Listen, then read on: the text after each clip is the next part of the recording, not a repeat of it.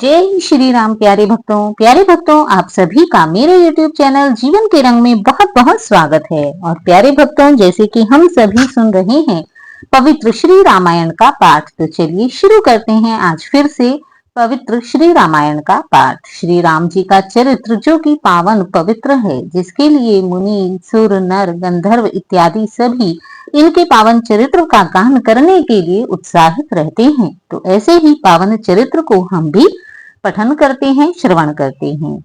श्री राम जी का पावन चरित्र यद्यपि इतना विशाल है कि उनकी लीला इतनी महान है कि उसे हम तुम जैसे साधारण व्यक्ति गा ही नहीं सकते, सुन ही नहीं सकते। उनके पूर्ण चरित्र को, उनके चरित्र के पूर्ण रहस्यों को समझना न केवल मुश्किल है अपितु नामुमकिन है। तो ऐसे प्रभु श्री राम के चरित्र को हम केवल श्री राम की कृपा से ही क्षण भर के लिए या थोड़ा बहुत समझ पाते हैं। तो जब प्रभु श्री राम हम सब पर कृपा करते हैं, तभी हम उनके इस पावन चरित्र का गान करते हैं। तो ऐसे ही प्रभु श्री राम के पावन चरित्र का आज हम यहाँ गान कर रहे हैं। तो प्यारे भक्तों, इससे पहले हमने देखा कि किस प्रकार से श्री राम और रावण के मध्य भयंकर युद्ध छिड़ जाता है। पिछले 3 दिन तक श्री राम रावण पर विजयी रहते हैं और रावण मूर्छित हो जाता है तथा उसके अनुचर उसे लंकापुरी में पहुंचा देते हैं।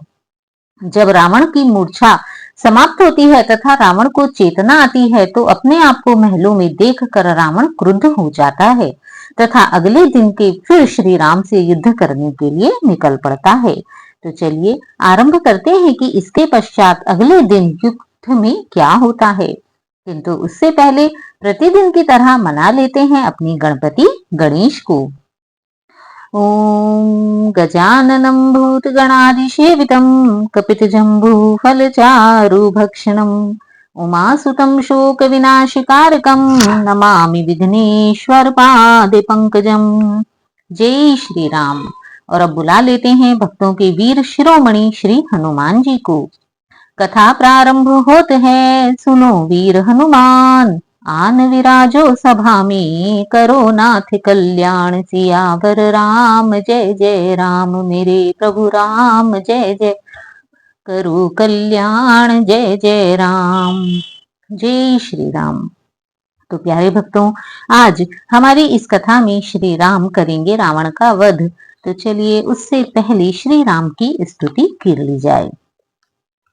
नमामि भक्तवत्सलं कृपालुशीलकोमलं भजामि ते पदाम्बुजम् अकामिनां स्वधामदम् निकामश्यामि सुन्दरं भवाम्बुनाथमन्दरं प्रफुल्लकञ्जलोचनं मदादिदोषविमोचनं।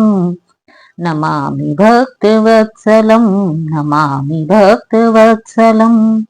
प्रलम्ब बाहु विक्रमं प्रभो प्रमेय वैभवं निषंग चापशायकं धरं त्रिलोकनायकं। नमामि भक्तवत्सलं, नमामि भक्तवत्सलम्। दिनेश वंशमण्डनं महेश चापखण्डनं मुनीन्द्र संतरञ्जनं सुरारिवृन्दभञ्जनं। नमामि भक्तवत्सलं, नमामि भक्तवत्सलम्।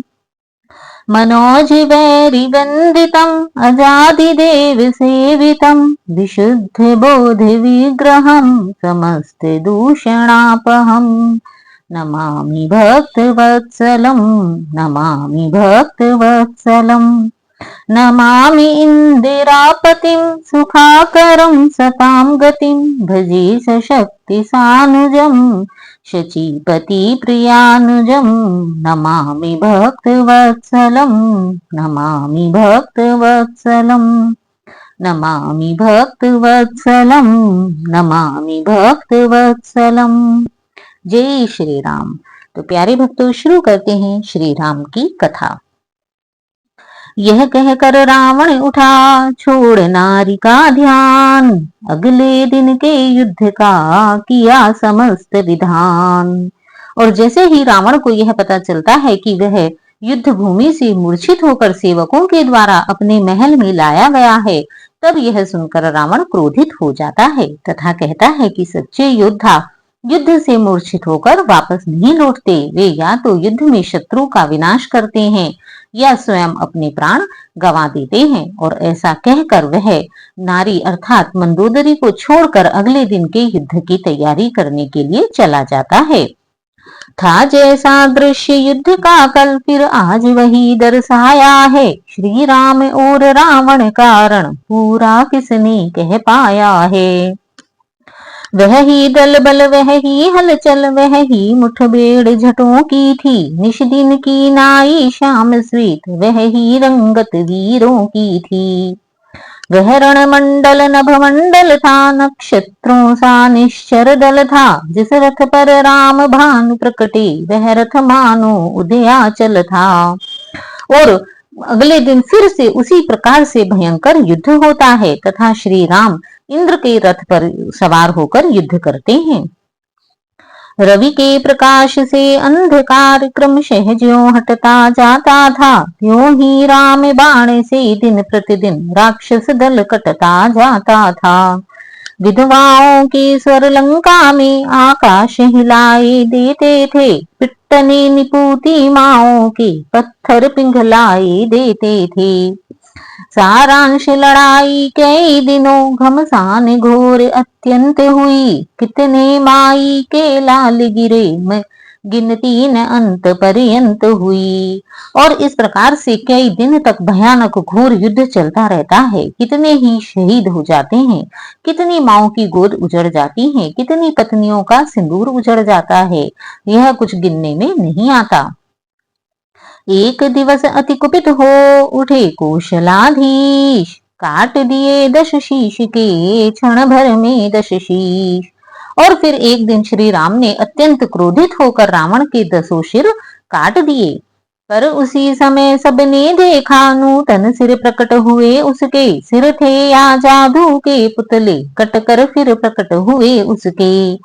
घंटों तक होता रहा यही, सुरवानर सब घबराते हैं। रघुनाथ काटते जाते हैं, सर नए निकलते आते हैं। और फिर जैसे ही श्री राम रावण के सिर काटते हैं, वैसे ही वे सिर पुनः तुरंत जुड़ जाते हैं या पुनः नए सिर आ जाते हैं। यह देखकर देवता भी घबरा जाते हैं। थके काटते काटते कटा न कोई शीश, देख विभीषण को हंसे तभी कौशलाधीश। और जब श्री राम रावण के सिरों को काटते काटते श्री राम को बहुत देर हो जाती है, तब वे विभीषण की तरफ देखकर हल्का सा मुस्कुरा देते हैं। अर्थात श्री राम विभीषण से रावण के इस सिर के पुनः उग आने का रहस्य जानना चाहते हैं। भाव राम के हृदय का गया भक्त पहचान, झिझका बतलाते हुए कर भाई का ध्यान। सचमुच उस क्षण उस भाई में भाई का प्रेम उभर आया, मानो सूखे सर के भीतर आप ही आप जल भर आया। सोचा खोलूंगा भेद नहीं, इसमें ही आज भलाई है। कैसा हो भला बुरा हो, पर आखिर तो मेरा भाई है। और उस समय विभीषण यह सोचता है कि आखिर यह मेरा भाई है, अतः मैं इसके मृत्यु का राज नहीं खोलूंगा। मैं श्री राम को इसके सिरों के पुनः पुनः उगने का रहस्य नहीं बताऊंगा। इधर विभीषण में जगा जब भाई का प्यार, उधर दशानन के उठा मन में एक विचार। और इधर जब विभीषण अपने भाई के प्यार के बारे में सोचता है, वहीं दूसरी तरफ दशानन रावण विभीषण के विषय में यह सोचता है कि कहीं यह मेरा रहस्य श्री राम को ना बता दे, और इसी कारण से वह विभीषण को मारने की सोचता है। मेरे भेदों का जानकार केवल इस जगह विभीषण है, इसलिए मृत्यु का भी मेरी हो सकता यह ही कारण है। पहले इसको ही मारूं तो जीवन निर्भय हो जाएगा, फिर तपसी तो किस गिनती में है, ब्रह्मा तक मार न पाएगा। छोड़ा भाई की तरफ शक्ति बाण तत्काल, तभी बीच में आ गए कौशल्या के लाल। और यह सोचकर जैसे ही रावण विभीषण को मारने के लिए शक्ति बाण छोड़ता है, वैसे ही उनके बीच में श्री राम स्वयं आ जाते हैं। ठिठक गया वह बाण जब देखे कृपा निधान, छू कर चरणों को गया सीधा ब्रह्म स्थान।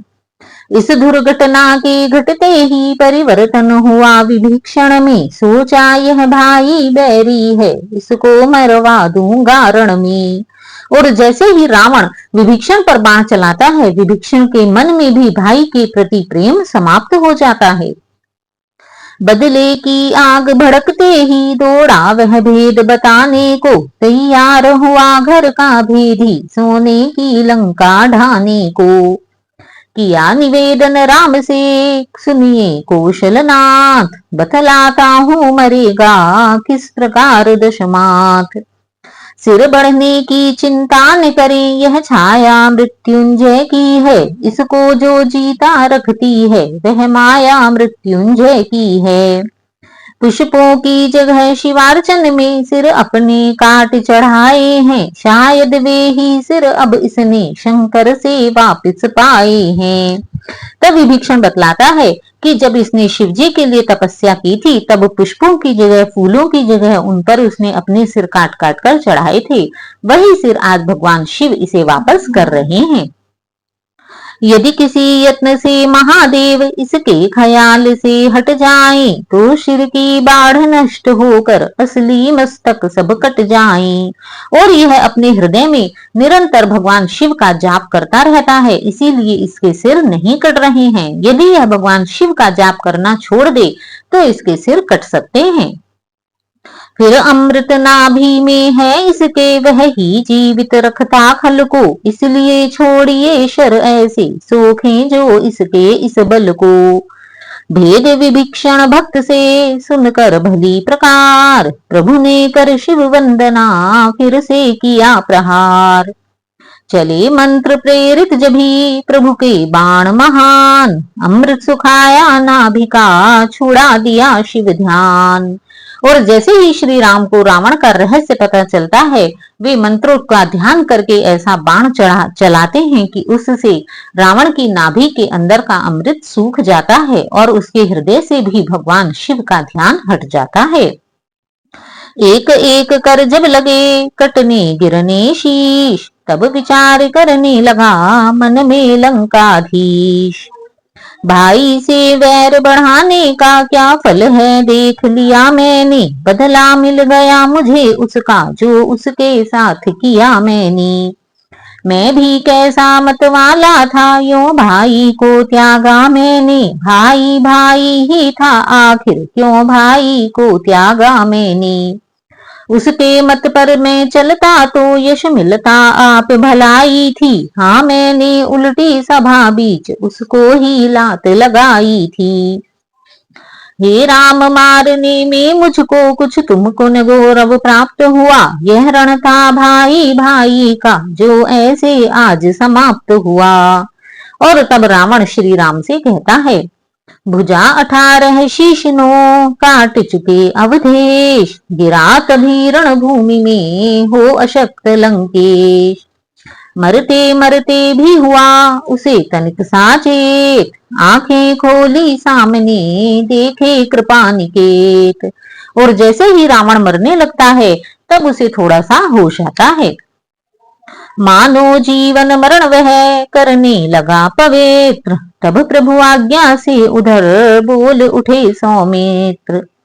रावण जग में तुम सा योद्धा, तुम सान आने वाला कोई, तुम नीति विशारद पंडित हो, तुम सान ज्ञान वाला कोई।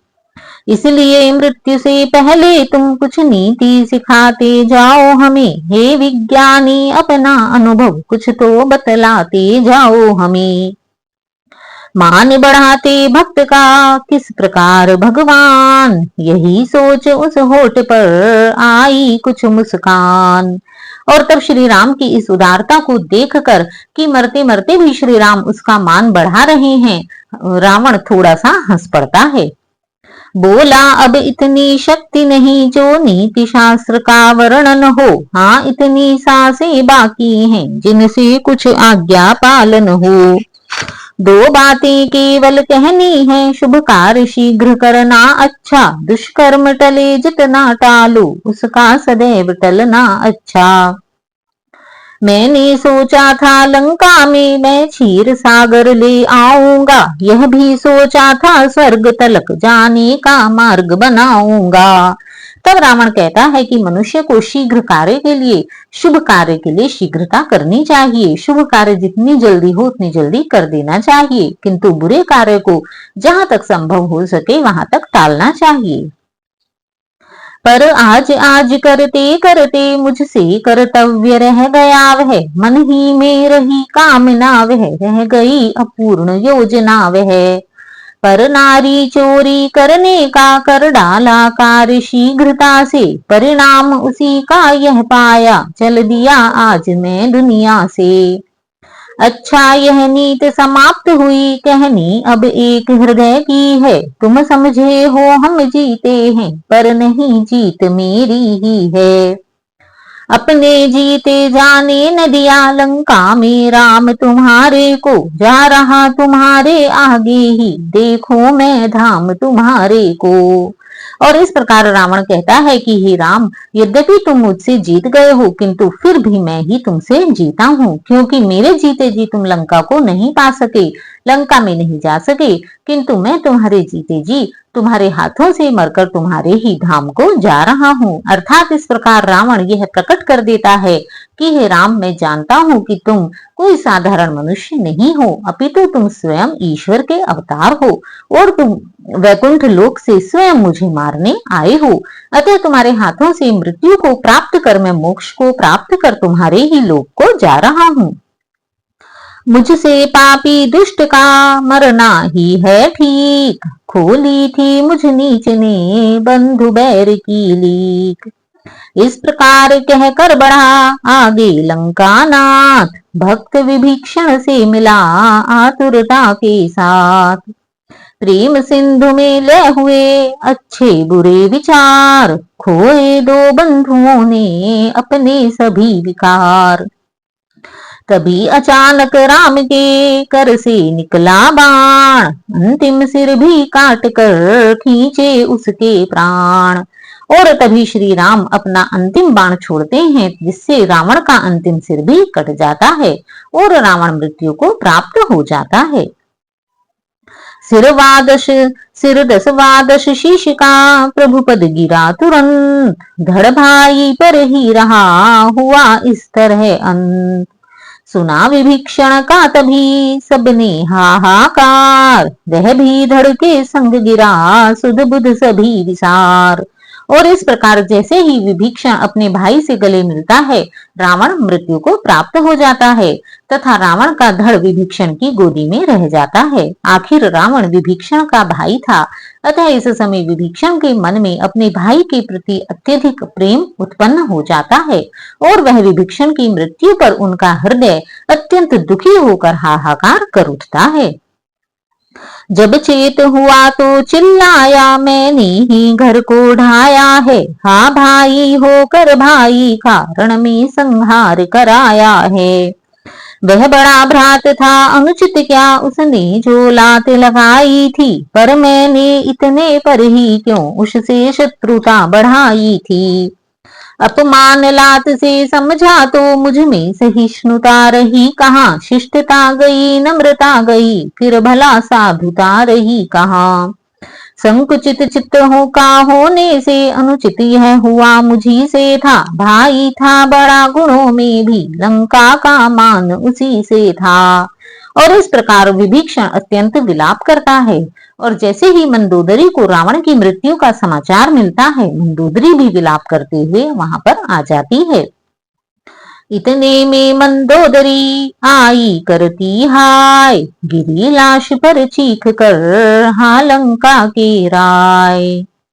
आंखें पसार कर दुखिया ने प्राणेश्वर के तन को देखा, लोहू से लथपथ छिन्न भिन्न अपने जीवन धन को देखा। चिल्लाई हाय सुहाग गया, श्रृंगार गया, साम्राज्य गया, घर के राजा के साथ साथ घर की रानी का राज्य गया। ईश्वर यह न्याय बदल दो तुम जो जग में बहुधा करते हो, पति को पत्नी से प्रथम मार पत्नी को विधवा करते हो। यम को अब ऐसी आज्ञा दो, यह उल्टा नियम सुधर जाए। पीछे से पति के प्राण जाए, पहले अर्धांगिनी मर जाए। और इस प्रकार मंदोदरी अपने पति के शव से लिपटकर बहुत अधिक विलाप करती है। विधवाओं की चीखे आहे, क्या तुम तक जाती नहीं प्रभु। यह प्रलय काल की आवाजें, क्या तुम्हें रुलाती नहीं प्रभु। यदि न्याय निधान कहाते हो, तो करो न नारी को विधवा। अन्यथा कहेगी अन्यायी, तुमसे सुखकारी को विधवा। घंटों तक रोती रही दुखिया इसी प्रकार, चूड़ियां तोड़ी हाथ की, बिछुए दिए उतार। उस टूटे दिल के करुण शब्द कब कहने में आ सकते हैं। उस विकल हृदय के पछतावे किस भांति लिखे जा सकते हैं। इस प्रकार मंदोदरी का विलाप इतना गहन था कि उसे लिखना लेखनी के बस की बात नहीं है। वह धारा बही आंसुओं की, रामा दिल भी आंसू में था। बन जाए न सागर एक ओर, लंका के निकट यही भय था।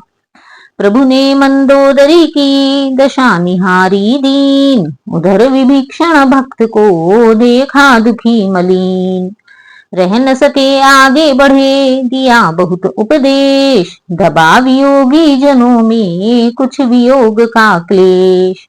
और जब श्री राम मंदोदरी और विभीषण की को इतनी दीनहीन अवस्था में देखते हैं, तो उनसे रहा नहीं जाता तथा वह आगे चलकर उन्हें कुछ उपदेश देते हैं, जिससे उनके क्लेश में भी कुछ कमी आ जाती है। पाकर आदेश विभीषण ने, साधन सब भली प्रकार किया। श्री राम नाम उच्चारण कर, सागर तट सब संस्कार किया। ए दुनिया के जीवो देखो, सब ही इस घाट उतरते हैं। दुख है तो कुछ यह रोजों का, क्या क्या न पाप हम करते हैं।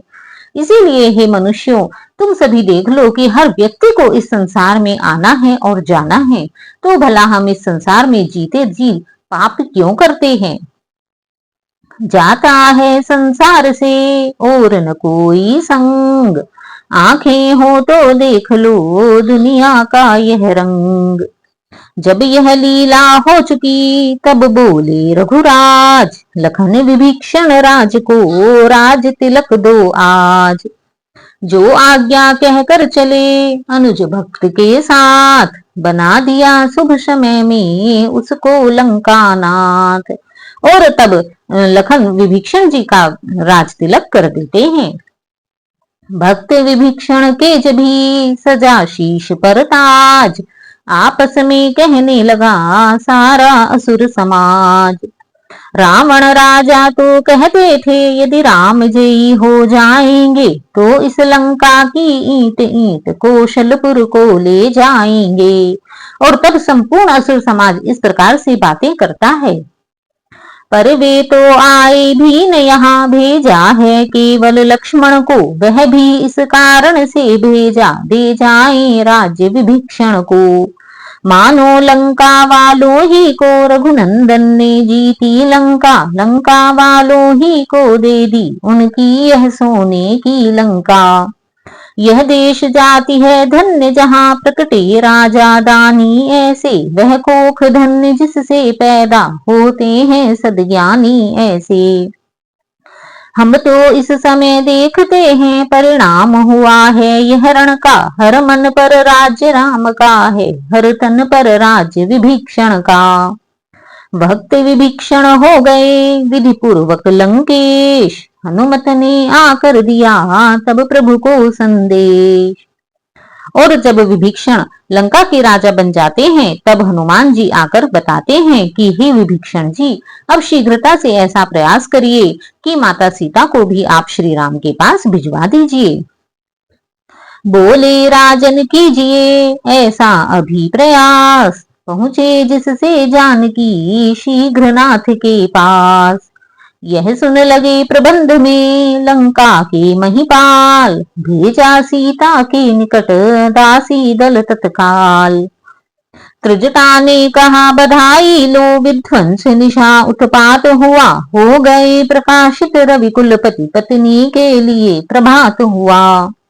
जाओ तुम उन पर जिनकी हो क्या जोर, पराए पर अपना हम दीपक हैं आदर ही क्या, दिन के उग आए पर अपना। उस दिन तुम चिता रच चुकी थी पर आग न सुलगाई मैंने, दे देना क्षमा मुझे उसकी जो पीड़ा पहुंचाई मैंने। और इस प्रकार त्रिजटा माता सीता से बात करती है। तुम बड़ी आदमिन हो इससे कहती हूँ, जो आई मुख में सुख में मत उन्हें भूल जाना, जो साथ रही निस दिन दुख में। कुछ कृतज्ञता लाज कुछ कुछ था मन में चाव, आंखों ने ही सिया की कहा हृदय का भाव। तब सबने मंजन करा धोए उनके केश, लगे बनानी बनी सा वनवासिनी का वेश। सिर गूंथी करके मांग भरी सिंदूर से और मोतियों से, केशावली तारावली निशिसी सज गई कुसुम की कलियों से। 16 श्रृंगारों से सजकर जब जगदम्बा तैयार हुई, 14 भुवनों की शोभाएं उस शोभा पर बलिहार हुई। इसी समय आए वहां प्रमुदित पवन कुमार, जय जननी कह चरण में लौटे बारंबार। और तभी हनुमान जी वहां पर आ जाते हैं। तत्काल बहादुर बेटे को हाथों पर उठा लिया माँ ने, आनंद भरे गदगद स्वर से फिर आशीर्वाद दिया माँ ने। बोली मिल गई आज मुझको संपदा विश्व भर की बेटा, इतना है मुझ पर ऋण तेरा मैं ऋण न हो सकती बेटा। तभी सजा कर पालकी लाए लंकाधीश, बैठी उस पर मैथिली सुमिर कौशलाधीश। लंकेश्वर आगे चले इस शिविका के संग, मध्य झुंड दासियों का पीछे श्री बजरंग। और इस प्रकार माता सीता को सम्मान सहित लंका से श्री राम के पास ले जाया जाता है। वानर उस ओर पुकार उठे श्री सीताराम चंद्र की जय, हनुमान उधर फिर बोल उठे श्री राजा रामचंद्र की जय।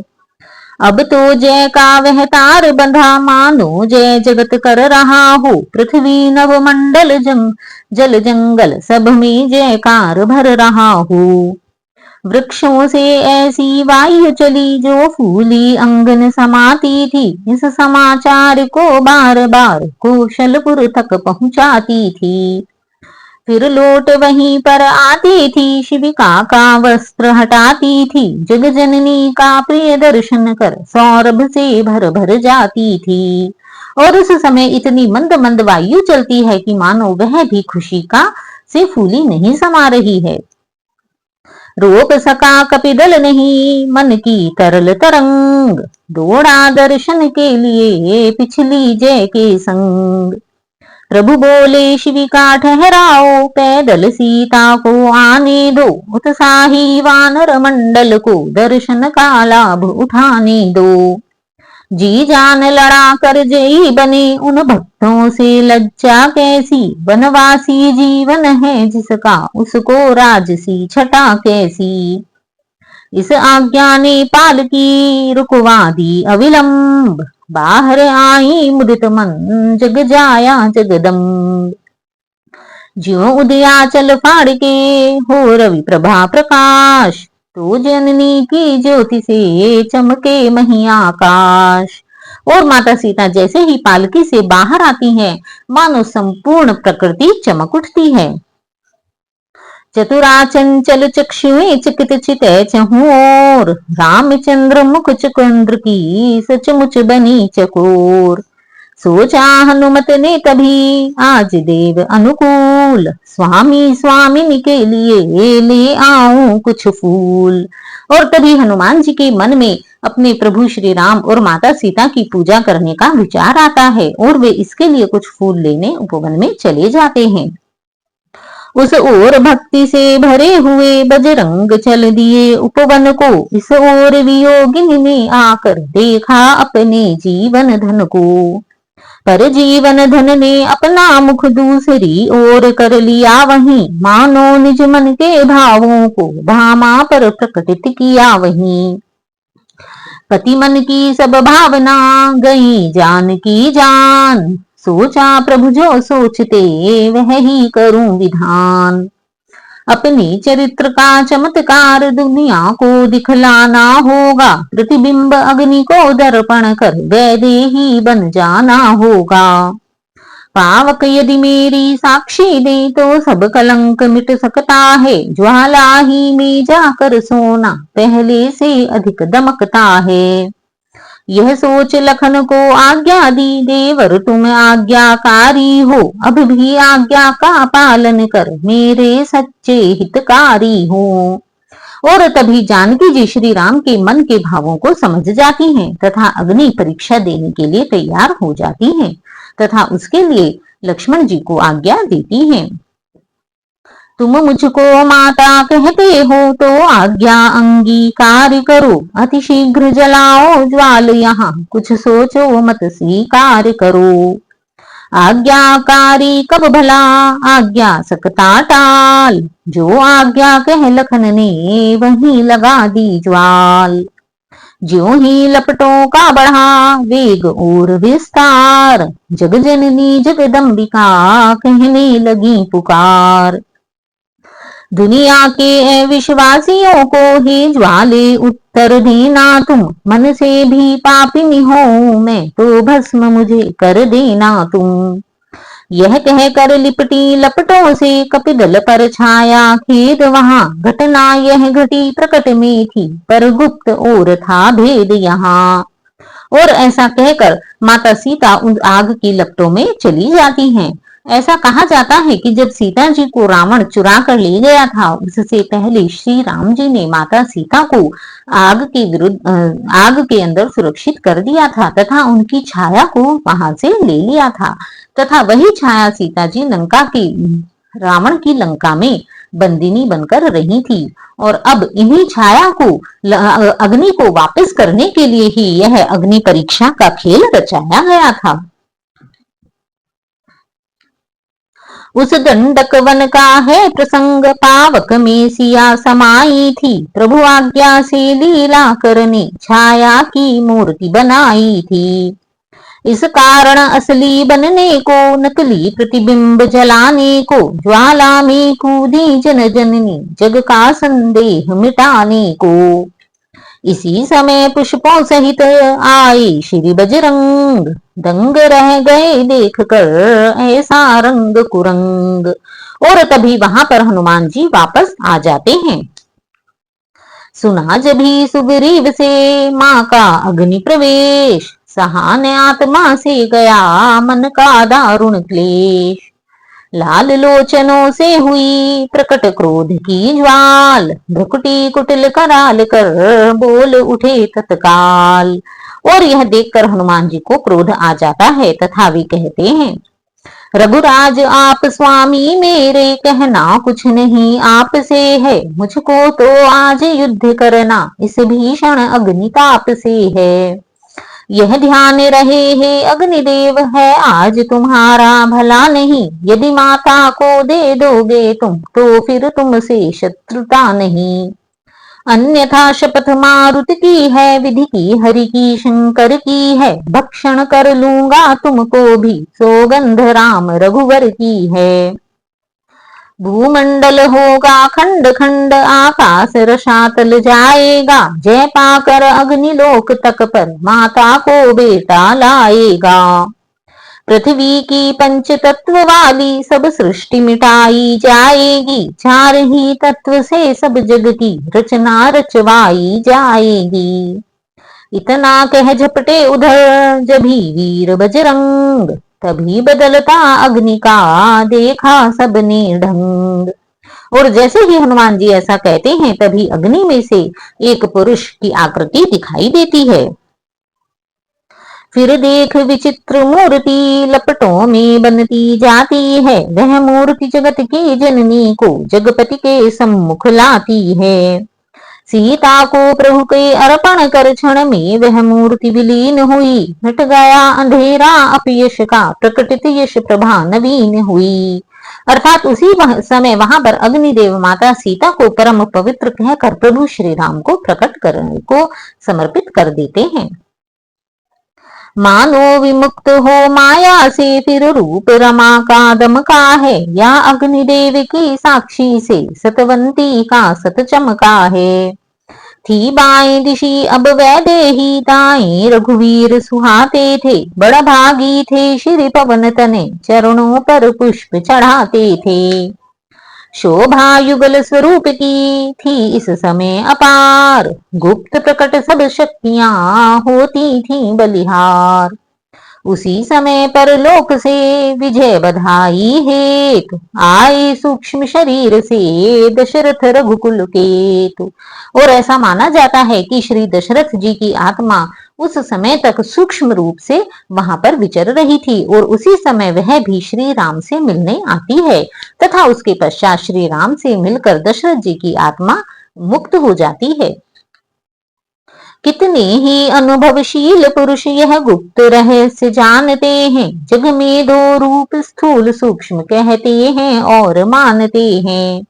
निश्चय ही जीव स्थूल छोड़ कुछ काल सूक्ष्म में मानते हैं, जब अवधि सूक्ष्म की हो समाप्त तब दशा दूसरी कहते हैं। दशरथ गए जब गए सूक्ष्म जग में वासना राम दर्शन की थी, अतएव अवस्था वही रही जो काया के बंधन की थी। योग दृष्टि से भेद यह जान गए सब राम, पिता पुत्र में हो गया आशीष और प्रणाम। मुस्काते हुए पिता बोले अब रही न शेष कामना है, इस रूप माधुरी को पाकर पूरी हो गई वासना है। जीना मरना सब सफल हुआ तज कर पाकर फिर आज तुम्हें, तुम अब मैं तुम में लय होता हूँ देकर आत्मा का राज तुम्हें। यह सच्ची सांत्वना थी प्रकृति प्रपंच विहीन, पूर्ण सिंधु में बिंदु वह हुआ इस तरह लीन। और इस प्रकार दशरथ जी की आत्मा श्री राम के चरणों में ही विलीन हो जाती है। तदुपरांत सुरपति सहित शिव अज आए पास, प्रभु गुण गण गाने लगे सब सुर दल सोल्लास। कपिदल को सुर सुधा से जीवन मिला नवीन, राक्षस जिए न इसलिए हरि में हुए विलीन। भेंट विभीषण ने किए रत्न अनेक प्रकार, बांट दिए साथियों को प्रभु ने कर सत्कार। और तब विभीषण जी श्री राम को अनेक प्रकार से भेंट देते हैं, किंतु श्री राम उन सभी को बांट देते हैं। रखा अपने कार्य को केवल पुष्पक यान, राजे सीता लखन युक्त उस पर कृपा निधान। थे असंख्य कपि भालु जो आज्ञाकारी दास, विदा उन्हें करने लगे सादर रमा निवास। और तब श्री राम जी अपने सभी वानर सेना को विदा कर देते हैं तथा स्वयं लंका अयोध्या नगरी जाने की तैयारी करते हैं। बोले इस रण के नाते ने मन का वह नाता जोड़ा है, जिस नाते के आगे जग में जग का नाता सब थोड़ा है। जीवन अर्पण कर देने को जो नाता तत्पर रहता है, दुनिया के सारे नातों में वह नाता बढ़कर रहता है। हम दो भाई व्याकुल विव्वल वन वन में मारे फिरते थे, सीता सी रत्न मंजरी खो निर्धन दुखियारे फिरते थे। ऐसे दुर्दिन में साथी बन तुमने जो जान लड़ाई है, उस सहायता की रामचंद्र कर सकता नहीं बड़ाई है। सच तो यह है तुमने जग को स्वर्गीय धर्म सिखलाया है, उपकार किस तरह करते हैं यह नरदल को दिखलाया है। तुमने ही रावण मारा है, सीता का कष्ट निवारा है, मैं नाम मात्र का विजयी हुआ वास्तव में काम तुम्हारा है। जाओ पर इतना ध्यान रहे मन में राधाम तुम्हारा है, जब तक तुम रहे राम के थे पर अब से राम तुम्हारा है। प्रेम भरे यह शब्द सुन हुए सभी आनंद, चले भक्ति का दान ले कै जय रघुकुल चंद। और इस प्रकार से सारे वानर अपने अपने स्थान को चले जाते हैं। हनुमत सुग्रीव विभीषण आदि प्रभु के अनुरागी अतिशय थे। वह साथ न तजा चाहते थे, इतने बेखबर प्रेममय थे। तब उन्हें अवध ले चलने को लाचार अवध के नाथ हुए। श्री जामवंत अंगद आदि रह सके न यह भी साथ हुए। और इस प्रकार उन सभी को लेकर श्री राम जी अवध चलने के लिए तैयार हो जाते हैं। इस प्रकार निज जनों को लेकर अपने साथ सुमिर गजानन गौरी शिव चले अवध रघुनाथ सियावर राम। जय जय राम मेरे प्रभु राम, जय जय करो कल्याण, जय जय राम। जय श्री राम। तो प्यारे भक्तों, आज की कथा को यहीं पर विराम देते हैं। इस प्रकार श्री राम दशरथ रावण का वध कर देते हैं तथा माता सीता की अग्नि परीक्षा होती है और उसके पश्चात दशरथ जी श्री राम से मिलने आते हैं तथा उनकी आत्मा मुक्त हो जाती है। तो प्यारे भक्तों, इसके पश्चात श्री राम अवध में जाते हैं। अब श्री राम जब अवध में पहुंचेंगे तो किस प्रकार से वहां सुंदर सुखद संयोग बनेगा, वहां क्या कैसी अवस्था होगी, श्री राम अपने परिवार से भक्त भरत से अपनी माताओं से किस प्रकार मिलेंगे, इस कथा का हम कल श्रवण करेंगे। तो आप सभी को तब तक के लिए जय श्री राम।